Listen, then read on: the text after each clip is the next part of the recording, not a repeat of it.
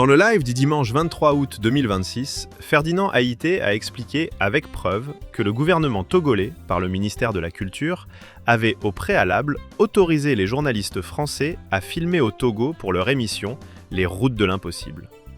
Écoutez attentivement Ferdinand Haïté. On va suivre une vidéo de Thomas Dietrich, mon confrère journaliste d'investigation, et puis après on va rentrer dans le vif du sujet. Merci. La France a-t-elle sacrifié deux journalistes? La France a-t-elle sacrifié deux journalistes arrêtés au Togo? C'est la question que l'on peut se poser lorsqu'on enquête sur les coulisses de l'interpellation de deux réalisateurs français des Routes de l'Impossible, célèbre émission de France Télévisions. Les deux reporters ont été arrêtés avec leurs fixeurs dans le nord du Togo et sont détenus depuis près d'un mois, même si le plus jeune des journalistes a obtenu il y a quelques jours un placement en résidence surveillée pour des raisons de santé. Alors, la France est capable des pires coups tordus en Afrique, y compris d'utiliser des journalistes comme Barbouze. Mais pour le coup, ce n'est pas le cas. L'accusation d'espionnage a même été abandonnée par les autorités togolaises. Pourquoi donc, si les deux journalistes sont complètement innocents? Le Quai d'Orsay a-t-il imposé depuis le 27 juillet un silence de plomb sur cette affaire? Silence complètement contre-productif. Pas pour le bien des journalistes prisonniers, je peux vous le dire, mais parce que du côté français, il fallait préserver à tout prix l'image de la dictature togolaise. Déjà, en raison des liens très étroits entre notre ministre des Affaires étrangères, Jean-Noël Barrot, et le pouvoir de Lomé. Ensuite, et c'est le plus important, parce que l'autocrate togolais Faure Gnassingbé, président du Conseil, a joué un rôle d'intermédiaire dans la libération de l'agent de la DGSE, Yann Vézilier, qui a été condamné à 20 ans de prison au Mali par le régime d'Assimi Goïta. Et à Paris, on a estimé que Yann Vézilier avait infiniment plus de valeur que les deux journalistes et qu'en attendant la libération de l'espion survenu au Mali la semaine dernière, il fallait que rien ne vienne froisser l'intermédiaire, le négociateur, en l'occurrence le dictateur Faure Gnassingbé. Mais le problème, c'est que le silence prolongé sur la détention de mes deux confrères a profité au Togo, qui a pu mettre ses exigences dans la balance. Le ministre de la Justice togolais, Pacome Adjurovi, qui détient la nationalité française, il a même été adjoint de Manuel Valls à la mairie d'Evry, a ainsi pu demander l'extradition du journaliste Ferdinand Haïté, réfugié en France et qui, à cause de ses enquêtes, est devenu le cauchemar de Lomé. D'après mes informations, le pouvoir togolais veut aussi ne pas payer les 3 hélicoptères d'attaque Gazelle que la France lui a livrés en 2020 pour un montant de 12 millions d'euros. Faure Gnassingbé veut aussi que soit close l'enquête sur ces biens mal acquis ouverte par le parquet national financier français en 2024 suite à mes révélations sur cette chaîne sur les possessions immobilières du président du Conseil togolais en Île-de-France. Et tant que la France n'aura pas accédé à ces conditions, n'aura pas rémunéré entre guillemets les bons offices du Togo dans la libération de l'agent de la DGSE au Mali, les deux journalistes resteront prisonniers sous bonne garde à Lomé. C'est bien connu, notre pays et notamment notre diplomatie empêtrée dans des scandales à répétition et tout sauf fiable. La dictature togolaise a donc pris des garanties, les deux journalistes qui sont aujourd'hui otages de cette France-Afrique qui continue à sacrifier des innocents. Voilà une capsule assez intéressante de mon confrère Thomas Dietrich, qui ici, après ces recoupements, donne des éléments qui sous-tendent l'arrestation et la prise en otage de ces deux journalistes français et leurs fixeurs togolais. Moi, je savais personnellement que il mettait ma tête dans la balance, mais là, il nous ajoute 2 éléments. Thomas Dietrich nous ajoute 2 éléments. Le premier élément, c'est que Faure Gnassingbé a acheté des hélicoptères Gazelle auprès de la France. Il n'avait pas tout payé, et là, il ne veut pas payer. Donc, il veut pas payer, donc il joue au chantage. Et ensuite, il met aussi dans la balance l'enquête des biens mal acquis. Voilà, donc il estime que il a tellement rendu des services à la France qu'on ne devait peut-être pas ouvrir un dossier sur les biens mal acquis qu'il a ici en France. Et donc, voilà les éléments nouveaux que Thomas Dietrich apporte à cette situation de ces deux journalistes qui sont pris en otage au Togo. Et il a si bien dit, on est au cœur de la complexité des relations France-Afrique. Ces journalistes-là ne sont pas des espions, ils n'ont rien fait de mal. Leur maison de production dit que tout était en règle, ils ont fait toutes les démarches. On voit bien que le Togo communique, mais communique très mal, communique avec des éléments de mensonge. Tantôt, c'est la HAC qui dit une chose, tantôt, c'est les deux ministres qui racontent des histoires, et rien ne tient debout dans tout ce qu'ils sont en train de raconter. Et on sait que finalement, c'est un prétexte qu'ils ont pris pour arrêter ces gens-là et les garder. Alors, le Togo, depuis un certain temps, est rentré dans le régime de Faure Gnassingbé, est rentré dans une dimension. Rappelez-vous, je vous avais dit que Faure Gnassingbé ambitionnait de remplacer Blaise Compaoré dans la région. Blaise Compaoré, avant sa chute en 2014, ou en 2012, je ne me rappelle plus, je pense en 2014, c'était quelqu'un qui s'était mis à la disposition de toutes les puissances étrangères. Et il jouait le pompier pyromane et il visait un gain politique, mais aussi il y avait beaucoup d'argent qui était en jeu. Et donc c'était à Ouaga qui avait les djihadistes, les terroristes qui étaient hébergés dans les grands hôtels de Ouaga. Blaise Compaoré, son ami Gilbert Diendéré, avec Bassolé, faisait les va-et-vient.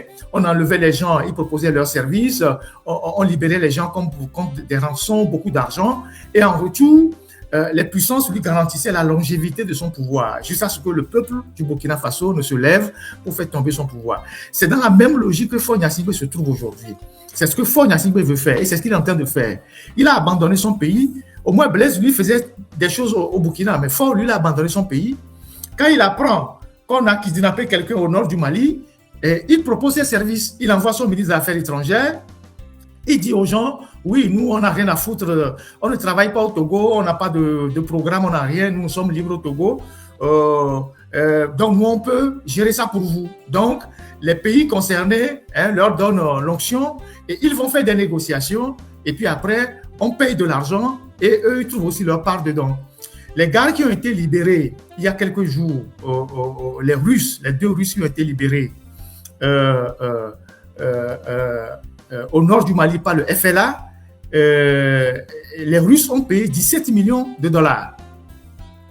17 millions de dollars. Ça fait 10 milliards que les Russes ont payé pour libérer les deux gars de Wagner. Et donc, le Togo a co-géré cette histoire-là avec les Libyens. J'ai vu entre-temps, Robert Doucet était chez Haftar, en Libye là-bas. Il y a une photo qui a circulé comme ça. Donc, c'était ce qu'ils étaient en train de faire.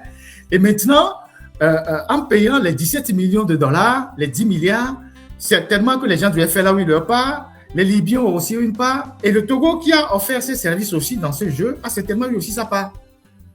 Et je vous ai dit ici que les gens du FLA venaient à Lomé et qu'ils étaient même hébergés à la résidence de la Caisse.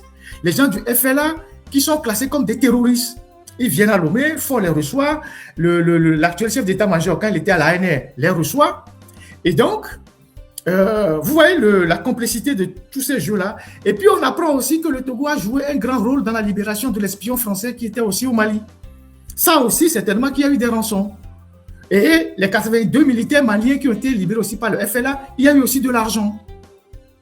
Il y a de cela 4 mois, les Émirats ont versé 50 millions de dollars au JINIM pour libérer des Émiratis qui étaient pris en otage là-bas.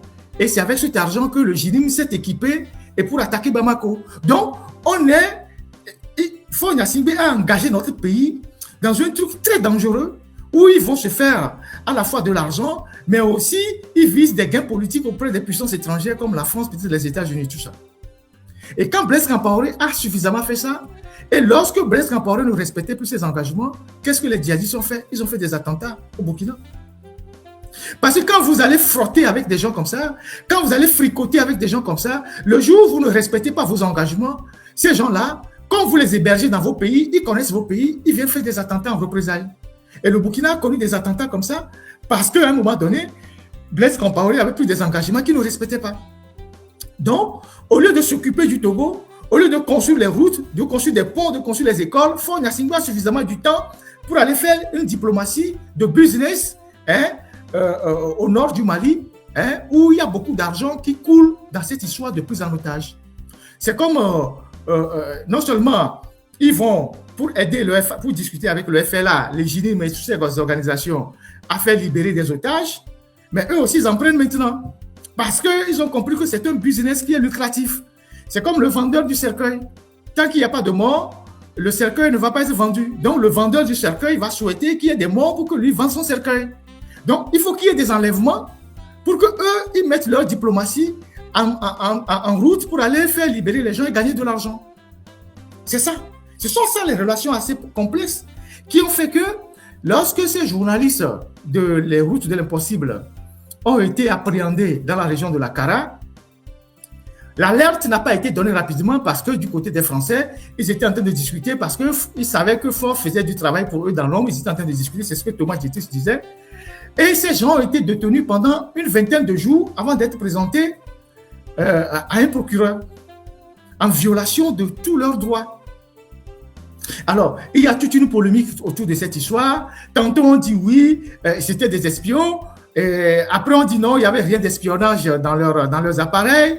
Tantôt on dit c'est un problème de fausses déclarations sur les visas. Tantôt on dit non, pas reçu d'autorisation. Après on dit oui, il y a une autorisation, mais l'autorisation ne leur permettait pas d'aller par-ci par-là.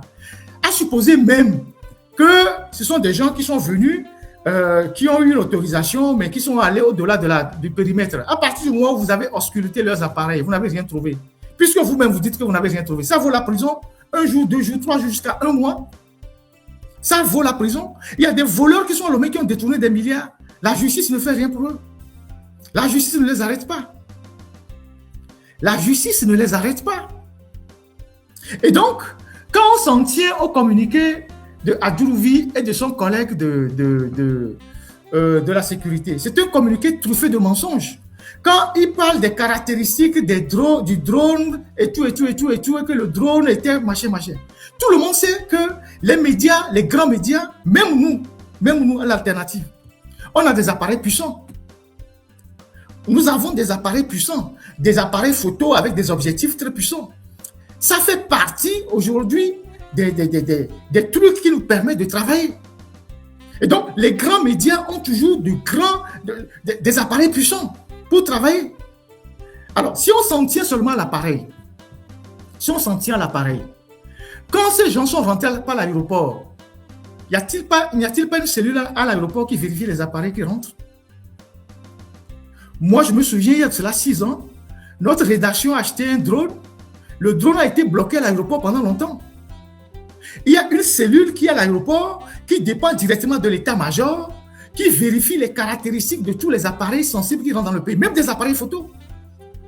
Donc, dès que tu arrives à l'aéroport, on fouille tes bagages, on voit les appareils, on te met de côté. On demande, cet appareil-là sert à quoi? Il y a des gens qui sont à l'aéroport, qui vont rapidement sur Internet pour regarder les caractéristiques de l'appareil que tu déclares. Si c'est un drone qui est sensible, on te le confisque. Moi, cela est arrivé à notre rédaction à l'aéroport. Donc, comment est-ce que ces gens-là, qui sont arrivés pour faire leur travail de documentariste, ont pu rentrer sur le territoire sans que ceux qui sont à l'aéroport pour contrôler les appareils ne les ont pas contrôlés suffisamment. Et que c'est maintenant qu'on décide de dire oui, voilà, ils sont rentrés, on a vu des appareils qui n'étaient pas réglementés ou bien le drone est équipé de je ne sais pas quoi. Tout ça, c'est des prétextes, c'est des mensonges. C'est des mensonges. Et on va le démonter tout à l'heure. Et en plus, il y a quoi à espionner au Togo? Sincèrement parlant, le Togo que vous voyez là, il y a quoi à espionner au Togo? Qu'est-ce qu'il y a à espionner au Togo qu'on ne peut pas voir depuis l'extérieur? En tant que journaliste, en étant ici, je peux regarder beaucoup de choses par un certain nombre de techniques d'investigation. Je peux même regarder la maison de Faure Gnassingbé.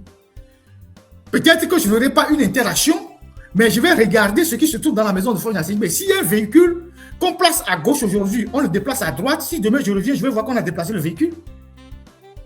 Il y a quoi à espionner au Togo qu'on ne connaît pas? Madame Nyakade, quand elle a quitté le ministère des Armées, le rapport qu'elle a laissé, elle a dit que 70% des chars ne fonctionnent pas. Quand on veut faire le défilé, on fait la révision, on met la peinture, on fait le défilé. Et que quand ils étaient partis en tournée dans le Grand Nord, là-bas d'Apaon, on a allumé le char, on a démarré le char est tombé en panne devant Faure Gnassingbé. Car 70% des chars ne fonctionnent pas. Elle a dit dans un rapport, je vous ai montré ce rapport ici, elle a dit que toutes les casernes sont comme des porcheries, il n'y a rien dedans. Il n'y a même pas de l'eau dans les casernes. Ça veut dire que si quelqu'un décide demain de mener un état de siège des casernes, les militaires vont mourir parce qu'il n'y a pas d'eau. Elle a dit dans le rapport que toute l'armée togolaise ne possède qu'un seul porte-char. Un seul porte-char pour toute l'armée togolaise. Donc, il y a quoi à espionner là-bas? Il y a quoi sur le territoire togolais qu'on peut regarder, qu'on ne veut pas regarder de l'extérieur? Les Ukrainiens, quand ils veulent bombarder la Russie, depuis l'Ukraine, ils ont des renseignements, ils bombardent. Quand la Russie veut bombarder l'Ukraine, depuis la Russie, là, les renseignements bombardent. Si je déroule une technique d'investigation tout à l'heure, le camp des Turcs qui sont en train de construire dans le Pendja là-bas, je vais l'identifier, je vais le sortir ici, tout le monde va voir qu'il y a une caserne là-bas. Donc, il y a quoi à espionner au Togo qui oblige des gens à envoyer 2 journalistes au casse-pipe? Rien du tout. Il y a quelques armes qui permettent à force de terroriser les civils et de garder son fauteuil. Mais dans les casernes, il n'y a rien. Les chars qui sont là-bas, beaucoup ne fonctionnent pas. Donc, eux-mêmes, ils se sont rendus compte que cet argument ne tient pas. Cet argument n'est valable en rien du tout. Alors, ils sont rentrés sur les questions d'autorisation, de visa, de quoi. On va vous montrer quelques éléments pour déconstruire tout ce qu'ils sont en train de faire là. Parce que comme je le disais sur ma page Facebook, la case du menteur, il faut le dépecer. Il ne faut pas le brûler. Il ne faut pas la brûler, il faut le dépecer. Pour que les gens voient le faux que le menteur est en train de faire.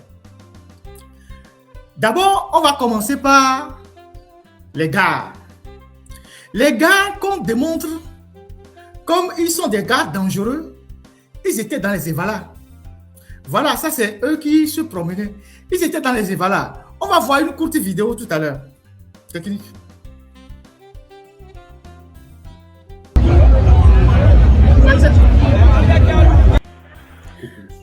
Vous voyez cette vidéo, vous voyez le Rastaman. C'est le fixeur ça. C'est aux Evalas, hein. C'est aux Evalas. En face de la tribune officielle, c'est le fixeur que vous voyez en Rasta. La tribune officielle, c'est elle qui est devant là-bas. Fort est assis là-bas. Donc, les gars qui sont ici, c'est la Croix-Rouge et c'est le périmètre des médias. Donc, voilà le fixeur, donc Fred Vedomé. Et le journaliste qui est de l'autre côté du fixeur, vous avez vu? Donc, on leur a même donné des gilets jaunes. Ici, c'est le box des médias. Vous voyez les caméramans? Donc, ces gars que le gouvernement togolais présente comme des gars aux intentions malveillantes, la sécurité présidentielle les a autorisés à accéder au périmètre de sécurité pour les médias aux Evalas. Les voilà. Donc, vous avez le fixeur qui est en rasta, un gilet jaune là, citron, et vous avez l'autre réalisateur qui est à côté de lui. Lui se fait voir un peu. Donc, ces gars, ils étaient aux Evalas, ils ont filmé les Evalas, ils étaient autorisés à filmer les Evalas, on leur a donné accès au box qui était réservé aux médias en face des autorités, c'est-à-dire de Fort Gnassingbé. On rejoue la vidéo, c'est un premier élément. Donc, vous voyez que tous ceux qui sont en jaune là, c'est la sécurité présidentielle qui leur a donné les tenues jaunes. C'est l'organisation qui leur a donné les tenues jaunes pour les distinguer des autres. Donc, ces gars, ils avaient leur chasuble jaune, ils étaient dans le périmètre de sécurité pour couvrir les Evalas. Parce que ça faisait partie aussi du documentaire qu'ils vont faire. On va voir les autres documents plus tard. Donc, voilà le fixeur qui est en jaune là, avec son rasta, et le réalisateur qui est juste à droite du fixeur, en face de la tribune présidentielle de Fort Gnassingbé. Donc, comment des gens malveillants qui avaient leur drone se sont retrouvés là-bas? Ne rentre pas là-bas qui veut. Vous voyez ça? Et cette vidéo-là, elle se trouve sur la page du fixeur. Sur Facebook, vous tapez Fred Fixeur Vedomé. Vous allez voir cette vidéo. Donc, c'est des gens qui étaient autorisés par la sécurité présidentielle à être dans les arènes des Evalas, dans le box réservé aux médias. Alors, quand vous avez des individus comme les vieux de la HAC là, qui viennent vous dire que les gens sont arrivés pour filmer des choses sans autorisation, vous voyez que ce sont des menteurs. Vous voyez que ce sont des menteurs. Vous voyez que ce sont des menteurs. Vous voyez que ce sont des menteurs. Donc, ces gens, ils étaient carrément dans les activités. Donc, il y a d'autres vidéos qu'ils ont réalisées dans les Evala. Il y en a d'autres plein. Mais c'est une des vidéos qui a fuité qu'on est en train d'exploiter actuellement. Donc, il y a des vidéos, ils étaient pleins. Partout dans les Evala. Et on leur a donné des badges pour couvrir les Evala. D'où vient que ceux qui leur ont donné des badges, ceux qui les ont autorisés à intégrer le périmètre sécurisé des médias, viennent dire aujourd'hui qu'ils ne les connaissent pas. Et que c'est des espions ou c'est des gens qui ont fait quoi. Vous voyez le mensonge des autorités togolaises? Voilà. Ça, c'est un des éléments. Un premier élément. Ça, c'est un premier élément. Deuxième élément. Dans le communiqué du ministère, ils disent que le fixeur se prévalerait d'une certaine autorisation. Vous savez, dans la pratique des grands médias, quand vous arrivez dans un pays où vous avez un partenaire ou un correspondant, c'est le correspondant qui fait les démarches administratives. Et quand les démarches sont remplies, quand tout est rempli maintenant, vous demandez le visa. C'est dans les grands médias, c'est comme ça. BBC, RFI, France 24, je sais pas, tous les grands médias du monde. Et même ceux qui font des trucs de réalisation. Ils s'appuient toujours sur un partenaire local pour faire toutes les démarches pour obtenir les autorisations nécessaires avant d'arriver. Eux, dès qu'ils ont l'autorisation, ils prennent juste leur visa et ils arrivent. Je répète, dans la pratique des grands médias, quand vous voulez aller dans un autre pays pour couvrir des événements, c'est le représentant local qui fait les démarches. Si vous n'avez pas de représentant local, vous pouvez le faire de l'extérieur. Mais quand il y a un représentant local, c'est lui qui fait les démarches. Et une fois les autorisations nécessaires obtenues, l'équipe vient maintenant et prend un visa. Alors, les gars qui sont venus, ils sont venus pour un documentaire culturel de 50 minutes. Et donc, pour le documentaire culturel, le ministère qui était le ministère indiqué, c'est le ministère de la Culture. Ce n'est ni la HAC, ce n'est ni le ministère de la Communication. Parce qu'ils ne sont pas venus pour couvrir une conférence, une grande conférence. Ils ne sont pas venus pour couvrir une manifestation politique. Ils ne sont pas venus pour des reportages, des faits, je ne sais pas, politiques et tout ça. Ils viennent pour un documentaire culturel.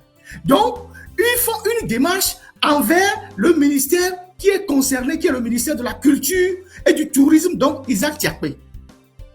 Et donc, dans le cas d'espèce, leur représentant, leur partenaire qui était au Togo, donc M. Fred Vedome, a écrit au ministère de Isaac Tiakpe pour demander l'autorisation et lui indiquer ce qu'ils veulent faire. On va lire un peu.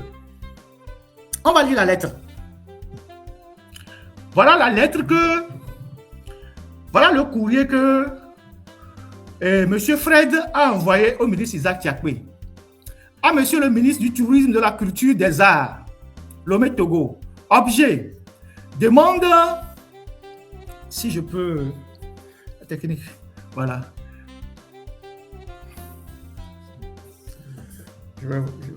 Voilà. Demande d'autorisation de tournage d'un documentaire. Monsieur le ministre, nous avons l'honneur de solliciter auprès de votre haute bienveillance l'autorisation de tournage d'un documentaire de 50 minutes intitulé « Les routes de l'impossible ».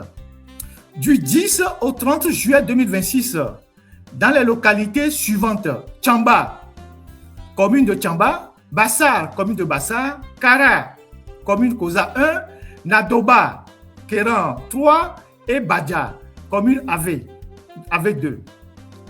Ce film sera réalisé en partenariat avec Tony Comiti, donc la maison de production des journalistes, une agence de production française pour la télévision France 5. L'épisode de ce documentaire, Les routes de l'impossible, a pour thème les territoires du Togo, ses villes, ses ressources et la diversité de sa population. En effet, monsieur le ministre, dans cet épisode, nous filmerons à Tchamba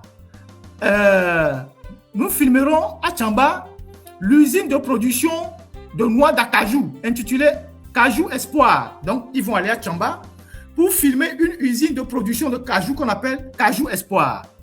Ils iront filmer les danseurs traditionnels de Badja, Keve ou de Pové. Ils iront à Bassar pour filmer la danse Tibol à Bassar. Ils iront filmer les Tata Tamberma à Nadoba. Donc, ils vont aller aussi dans les Evala pour la Cosa et certaines villes et certaines vues d'ensemble de Lomé. Donc, ils reviendront à Lomé et ils vont prendre des vues. L'équipe sera composée de Gaël Moncaer, réalisateur, Sébastien Pérez, caméraman, Védomé Komi, Mahopémon, producteur local. Veuillez agréer, monsieur le ministre, l'expression de notre considération distinguée. Il y a même un cachet de la police qui est sur le courrier. Alors, c'est le courrier de demande d'autorisation que le partenaire local, donc le fixeur, qui lui aussi a une boîte de production, a adressé au ministre de la Culture et des Arts, puisque c'est son domaine qui est concerné. Ce n'est pas la HAC, ce n'est pas le ministère de la Culture, ce n'est pas le ministère de la Communication. Donc, il a adressé ce courrier-là pour que le ministre puisse leur demander l'autorisation d'aller filmer ces sites-là. Parce que c'est un événement, ils veulent rehausser la culture togolaise à travers ces réalités-là. Et donc, il a écrit ce courrier le 19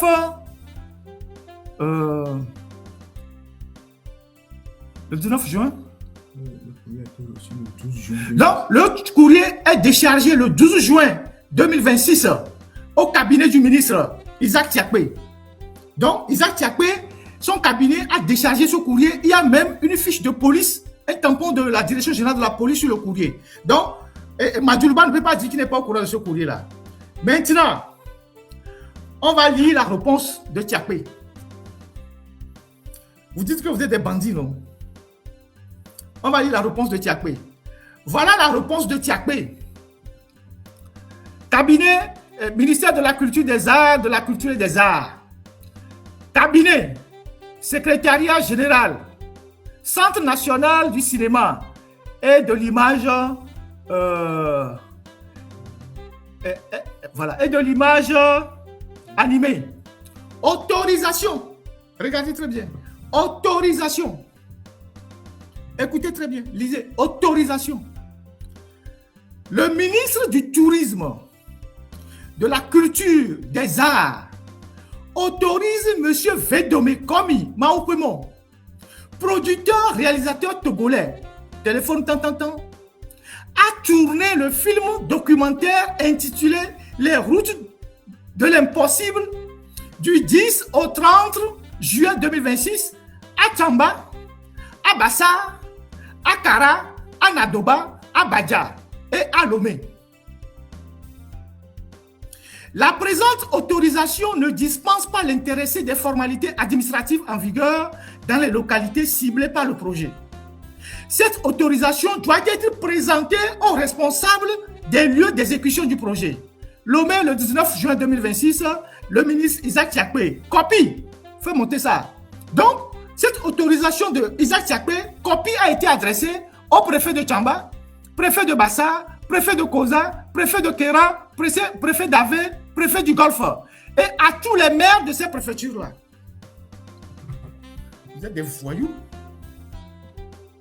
Vous êtes des voyous. Donc, c'est cette autorisation-là qui a permis à la boîte de production de faire des demandes de visa pour que les journalistes là rentrent sur le territoire togolais. C'est ça. C'est l'autorisation là. Non, il faut laisser l'autorisation technique. C'est l'autorisation là qui a permis à la boîte de production de faire les formalités de visa pour que les journalistes, les réalisateurs viennent au Togo. Où se trouve la fausse déclaration? Puisque cette autorisation est dans les mains des préfets, des maires et donc du ministère de la Sécurité. Où est-ce qu'ils ont menti? Ils ont menti où? Ils ont menti où? Donc, s'il y a un problème, le gouvernement n'a qu'à s'en prendre à Isaac Tiakpe. Les deux journalistes et leurs fixeurs togolais ne peuvent pas être responsables des turpitudes du gouvernement. Eux, ils ont été autorisés à venir faire un travail. Un travail qui révalorise la culture togolaise. Et ils sont venus pour faire ce travail-là. Même si on suppose qu'ils ont allé dans une zone qui n'était pas autorisée et qu'on n'a pas vu d'images compromettantes dans leur caméra, à la limite, on les fait partir, on les expulse, on ne les garde pas en prison. Si on suppose, avec cette autorisation, qu'ils sont allés au-delà du périmètre autorisé, et comme le juge de Kara a eu à le faire, il a regardé dans les appareils, il n'y a rien de compromettant, et il les a libérés avant de les arrêter de nouveau, on les expulse. Ça ne vaut pas une prison 1 jour, 2 jours, 3 jours, 4 jours, 5 jours. Jusqu'à 1 mois de prison. Donc, les gardes de Lomé, là, c'est des preneurs d'otages. Quand je vous dis que les gardes de Lomé, là, on avait les éléments qu'ils étaient en train de mentir. Depuis quand on refait un documentaire sur le plan culturel, c'est à la HAC qu'on demande l'autorisation. Depuis quand? Donc, si ils estiment qu'il y a quelque chose qui a cloché, c'est à Isaac Tiakwe qu'il faut s'en prendre. Isaac Tiakwe, toi, je t'ai vu, tu as publié le communiqué du ministère de la Sécurité sur ta page Twitter. Mais c'est toi qui as donné l'autorisation. Mais tu publies ce communiqué-là. Comme vous êtes dans le mensonge, toi, tu t'es permis de publier ce communiqué mensonger sur ta page Twitter. J'espère que... Je crois savoir que tu es aussi français. Je crois savoir que tu es aussi français, toi. Avec ton ami Adjouvi. Quand vous allez finir les bêtises au Togo, vous allez revenir ici. Et vous savez que vous pouvez être poursuivi pour mise en danger de vos compatriotes. Citoyens français, vous voyez ces gars-là, ce sont vos compatriotes. Parce qu'on dit que Faure a peur des Français, il a des Français dans son gouvernement. Lui, c'est un Français. Isaac Tiakwe, probablement, c'est un Français. Il y en a d'autres qui sont dans le gouvernement. C'est des Franco-Togolais. Et c'est eux qui se mettent en intelligence avec un régime de kidnappeurs qui kidnappent leurs propres compatriotes. Quand ils arriveront ici, vous trouverez de quoi, vous savez de quoi leur réserver. Donc, chers compatriotes, voilà, il y a d'autres éléments qu'on ne va pas publier pour le moment. Voilà 1, 2 ou 3 éléments qui battent en brèche tous les arguties du gouvernement togolais. En fait, comme on a eu à le dire dès le départ, c'est une prise d'otage. Ils se sont dit, il y a des choses qu'ils veulent revendiquer auprès de la France. Ils vont kidnapper quelques Français pour faire chantage à la France. Le reste, c'est des arguties qu'ils avancent. C'est des communiqués mensongers qu'ils avancent. Indices concordants, indices quoi, c'est des histoires. Et le drone est équipé de quoi? C'est des histoires. Quand le ministère de la ils ont parlé, ils ont sorti leur communiqué, ils n'ont pas dit expressément que Isaac a donné l'autorisation. Ils ont dit que le fixeur se prévalerait. Ils ont utilisé le conditionnel. Et même, ils ont mis un doute que le fixeur se prévalerait. Regardez dans leur communiqué. Ils disent que le fixeur se prévalerait d'une autorisation. Et pourtant, ces deux ministres-là, c'est un de leurs collègues du gouvernement qui a donné l'autorisation à cette équipe d'aller tourner. Et les endroits qui devaient tourner ont été fixés avec les cibles. Nous gagnons les blancs. Mais il t'a dit à mon bébé,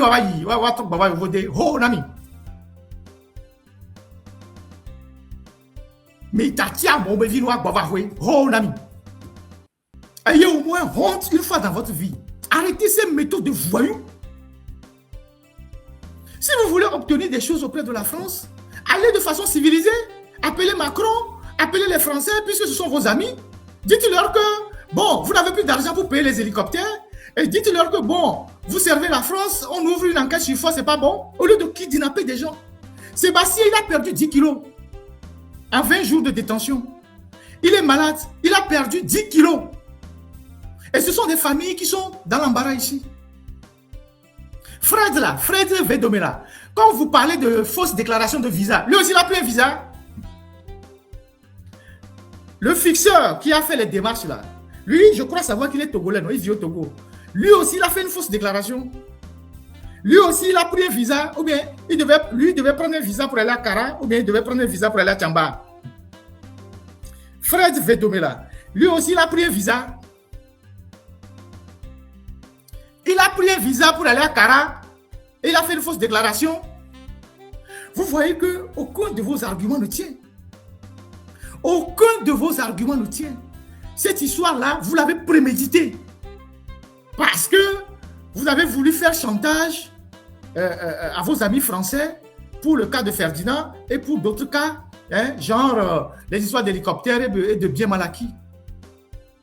Mais les éléments factuels vont vous mettre en difficulté. Il y a d'autres choses qui vont sortir. C'est étape par étape. Continuez de les garder. Fora dit qu'il va les garder, non? Il dit qu'il va les garder. J'avais déjà dit qu'il ne va pas les libérer. Donc, il veut les garder. Avec les juges corrompus là. Et il y a un juge à Cara qui a libéré les gars parce qu'il n'a rien vu. Mais ils se sont servis de quelques juges aux ordres à Lomé, notamment le 3e substitut de procureur, Tuatre. Il semble que quand on veut faire en dehors du procureur, le procureur, quand il veut faire des mauvaises choses, c'est le 3e qu'ils utilisent. À Lomé là-bas, il s'appelle Tuatre. Monsieur le 3e substitut Tuatre, toi, on va envoyer ton identité complète à l'ambassade de France. La prochaine fois, quand vous avez un peu d'argent, vous venez en vacances en Europe, non? On va envoyer ton nom là-bas. 4e juge d'instruction, Abila. Toi aussi, on va envoyer ton nom là-bas, à l'ambassade de France. Comme ça, quand vous aurez un peu d'argent de Faure Gnassingbé, puisque c'est lui qui vous manipule, et que vous aurez envie de venir vous promener en Europe, là, vous irez demander un visa au consulat de France. Et on verra si ils vont vous donner. Vous avez appris le droit. Vous êtes appelé à dire le droit. Et il y a des gens qui sont assis dans leur bureau, ils prennent leur téléphone, ils vous manipulent, vous des professionnels du droit, d'inculper des innocents, vous les inculpez et vous bombez le torse que vous êtes des magistrats. Et que vous êtes des magistrats. Donc, chers compatriotes, voilà une partie de la vérité de cette histoire.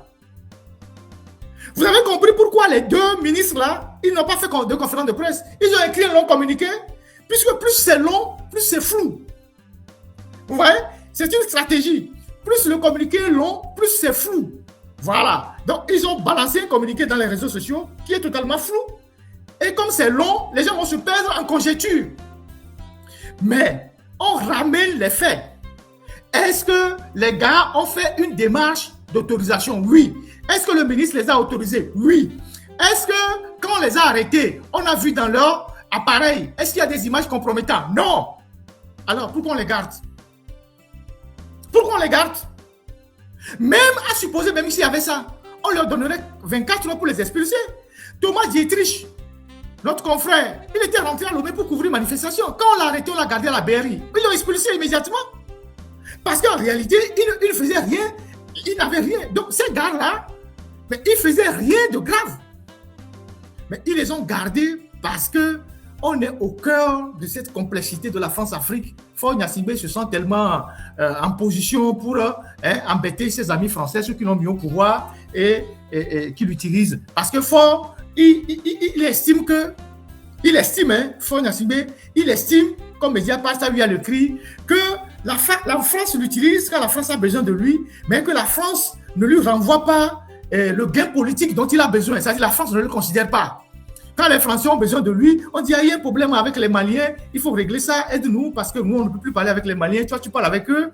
S'il y a un problème avec les Burkinabés, tu parles avec Traoré, parce que on ne peut pas utiliser Ouattara ne parle pas avec Traoré, on ne peut pas utiliser le Bénin, toi, tu parles avec Ibrahim Traoré, il faut parler pour lui, il faut parler avec Tiani. Donc, Faure, lui, il est dans ce rôle-là, et en retour, il attend une reconnaissance de la France. Et la France sait qu'il est fréquentable, donc la France le méprise. Donc, ça le fâche. C'est comme vous avez une maîtresse, que vous ne voulez pas présenter dehors. Vous vous cachez pour aller coucher avec elle, mais quand il s'agit de présenter la maîtresse dehors, vous dites non, elle n'est pas bien jolie, elle est infréquentable et tout ça. Et Faure lui-même, il ne fait aucun effort pour être fréquentable. Donc, il estime que la France a du mépris pour lui parce que depuis 21 ans qu'il est au pouvoir, aucun président français n'est passé le voir. Il a eu que la dernière fois le ministre des Affaires étrangères et que bientôt Macron fait le dernier tour de son deuxième mandat en Afrique de l'Ouest. Nigeria, Sénégal, Bénin, Côte d'Ivoire. Il a encore sauté le Togo. Donc tout ça, ça le frustre. Donc il se dit, bon, je vais kidnapper un et comme ça, je vais mettre ça dans la balance pour qu'on me donne plus de considération. Mais s'il veut venir se promener sur les Champs-Élysées, mais il peut venir. S'il veut venir au 14 juillet, Macron peut l'inviter. On lui rend tous les honneurs avec la carte républicaine. Donc, c'est ça qui le frustre en fait. Donc, lui, il est quelqu'un que la France utilise, mais en retour, la France ne le considère pas. Donc, je vais aller me mettre dans les bras des Russes, je vais aller chez les Chinois, je vais emmerder un peu la France. Vous voyez l'anecdote de la maîtresse qu'on cache là. La maîtresse se dit, bon, comme il ne me considère pas, je vais, comme ça, elle avait dominer, donc il fait un jeu comme ça. C'est un jeu de gamin. Je le résume clairement comme ça, mais c'est l'analyse. C'est le fond de l'analyse. Il estime que la France l'utilise beaucoup pour les otages, pour ci, pour ça, pour l'amélioration des relations avec les Burkinabés, les Maliens et tout ça. Mais quand il a besoin que la France affiche avec lui, les Français disent non, il est infréquentable. Et lui-même ne fait rien pour être fréquentable. Il fait des conneries. Donc, les Français le mettent de côté. Et donc, il s'est dit, les deux gars, je vais les kidnapper. Et quand je les prends maintenant, je vais faire une pression sur eux pour qu'au moins ils me donnent un peu de considération. Voilà ce qui se joue. Et ça, c'est les relations un peu complexes de la France-Afrique. Donc, ces gars-là, ces journalistes-là, libérez-les. Libérez-les. Il y a des voleurs à Lomé là-bas que la justice n'arrive pas à inquiéter. Il y a des voleurs de milliards. Tchordier, sa bande, tout ça. Les Donkos, les Koulouvis, tout ça là. Ils sont prêts au port, tout ça. Des voleurs qui sont à Lomé. Des gens qui ont raté l'exécution des chantiers qui sont à Lomé. Personne ne les arrête. Alors vous prenez des innocents. Vous prenez des innocents. Des gens qui n'ont rien fait. Et vous me gardez en prison. Et vous sortez des communiqués mensongers, indices concordants, tout ça. C'est quoi concordant? C'est quoi concordant? Puisque un de vos propres juges à Kara a visualisé leurs caméras, les roches, tout ça, il n'a rien trouvé de compromettant. C'est pour ça qu'il les a libérés. Et vous les reprenez pourquoi? Et on dit que oui, ils sont allés dans une zone sensible. Il y a quoi de sensible au Togo? Et Capture Média était cette semaine à Dapao, non? Ou bien, Capture Média était cette semaine à Dapao, non? C'est pas une zone sensible? Et il y a quoi là-bas qu'on va filmer à Dapao? Que les jeunes même ne peuvent pas filmer avec les portables et envoyer aux gens. Il y a quoi à filmer à Dapao là-bas? Arrêtez de vous ridiculiser devant le monde entier. Donc, chers compatriotes, voilà quelques éléments factuels de ce dossier que j'ai voulu partager avec vous. Et il y a d'autres éléments qu'on garde au chaud pour le moment. Vous savez, en matière d'investigation, vous ne sortez pas tous vos armes. On les laisse sortir encore. Donc, quand ils vont sortir encore, on va leur frapper encore sur le front. Donc, voilà quelques éléments pour déconstruire. Je vous ai dit qu'on va dépecer leur chambre. On va dépecer ça. Vous comprenez le mot dépecer? C'est-à-dire on va tailler ça en morceaux pour montrer comment ils sont de mauvaise foi. Le Togo est devenu le Pésékistan. C'est-à-dire on enlève les gens là-bas. Comme quelqu'un l'a dit. Pésékistan. On enlève les gens là-bas. Les autres travaillent pour développer leur pays. C'est de la voyoucratie. C'est de la voyoucratie. Et vous ne voulez pas qu'on dise que vous êtes à la tête de l'État voyou. Ce que vous-même vous dites là, ça mérite la prison pour ces journalistes-là, ces réalisateurs? Jamais. Jamais. Même en Chine, ça ne mérite pas la prison. Même en Corée du Nord.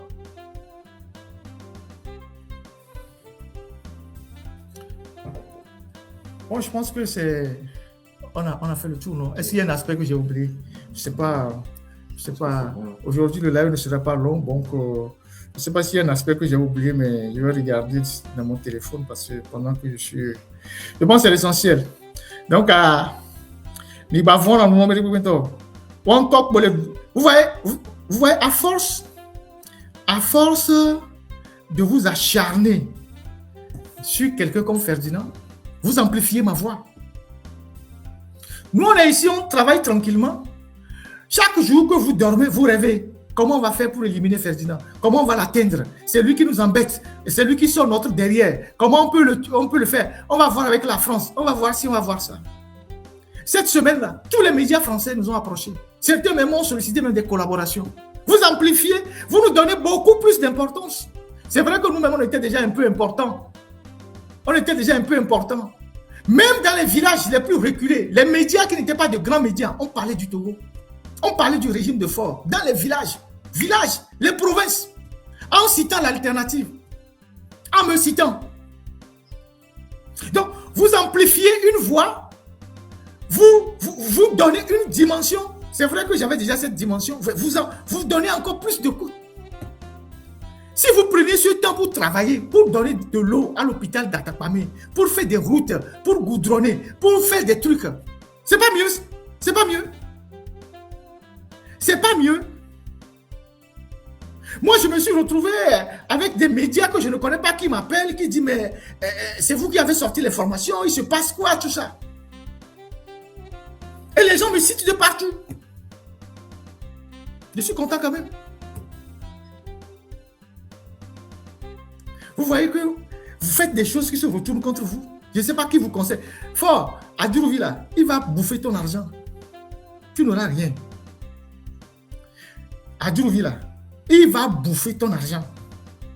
Si Adjourouvi te dit que lui va venir convaincre quelqu'un ici en France pour qu'on fasse quoi.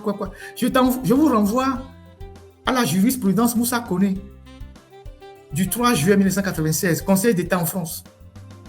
Jurisprudence Moussa Koné sur l'extradition. 3 juillet 1996, je vous envoie ça. Tapez sur Internet. Moussa Koné, Conseil d'État en France, 96.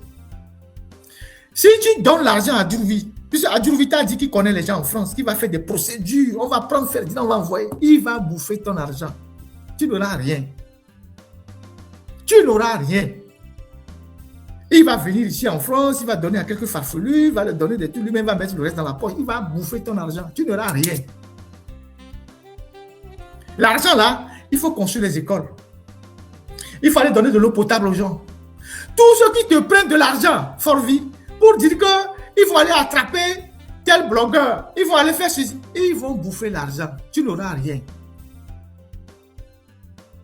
Donc, il faut que tu t'occupes du pays où, bon, ton mandat même est fini. Il faut que tu trouves un moyen pour t'en sortir. Au lieu de prendre le peu d'argent pour faire ce que vous êtes en train de faire là. Adjourouvi va venir, il va prendre classe à faire, il va venir dormir dans le meilleur hôtel, il va se rappeler d'une de ses anciennes copines, il va l'appeler, il va vivre, il va revenir, il va dire « Oh, monsieur le président, mais j'ai vu Darmanin, il n'y a pas de problème, j'ai vu Manuel Valls, mais le petit bandit là, on va le prendre bientôt. » Il va te dire ça. Alors qu'il n'y a rien derrière, c'est des histoires à dormir debout.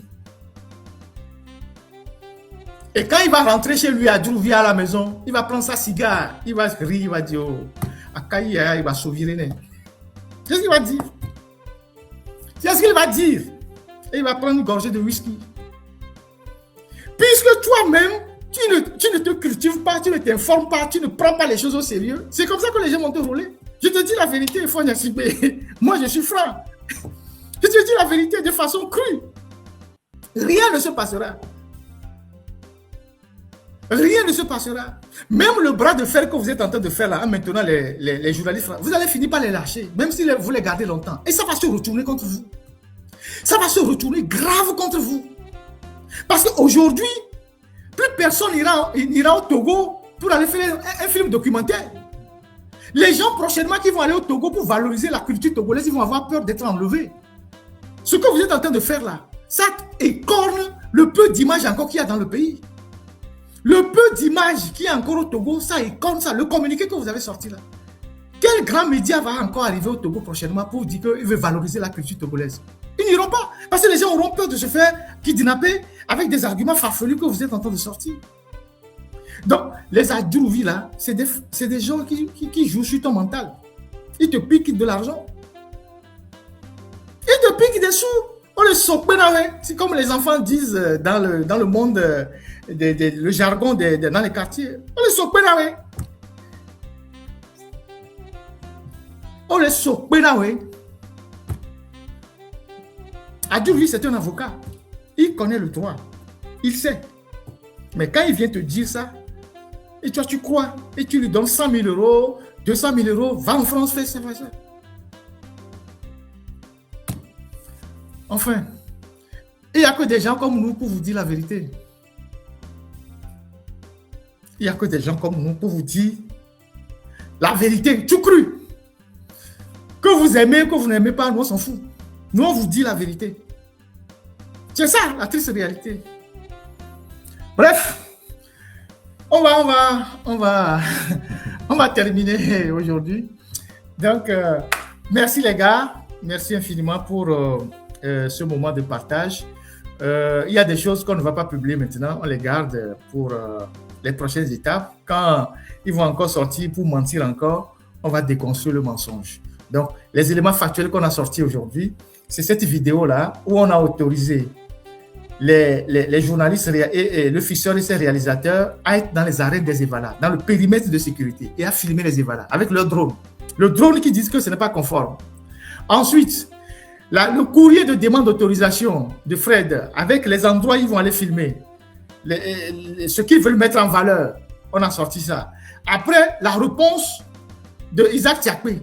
S'il y a quelqu'un que le gouvernement doit mettre en cause, c'est Isaac Tiakpe. Ce n'est pas les journalistes. C'est Isaac Tiakpe qui a donné l'autorisation.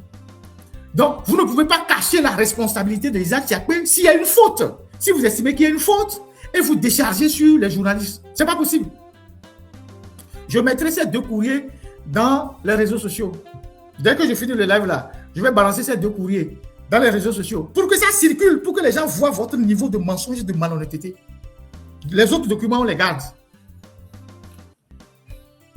Merci. Merci infiniment. Et bon début de semaine pour tout le monde. Et s'il y a une évolution, les amis, les Français, si vous êtes dans le live là, fort là, il ne va pas libérer vos gars. Hein. Si vous pensez que vous avez affaire à quelqu'un de normal, le gars, il est dans une autre dimension. Si vous ne prenez pas une sulfateuse là pour lui faire des menaces sérieuses, les gars qui sont là-bas, il ne va pas les libérer de sitôt parce que le gars, il est dans une autre dimension. Hein. Il est dans une autre dimension. C'est un gars qui est... Ça dit, il est totalement... Autre quoi. Je vous ai déjà dit ça il y a quelques jours. Vous pensez que je blague? Il se sent suffisamment en position de force pour vous narguer. Donc, je ne sais pas quel secret il tient de vous. Je ne sais pas quel couille il tient de vous. De qui il tient les couilles. Mais si vous restez là, à dire que vous négociez, il y a déjà le gars qui est malade, il a perdu 10 kilos. Vraiment dommage ce qui se passe au Togo. Le Togo a raté une vraie opportunité pour la promotion de sa culture. Le gouvernement togolais devrait s'accuser eux-mêmes leur négligence et manigance au lieu de détenir des journalistes innocents pour résoudre leurs problèmes avec la France.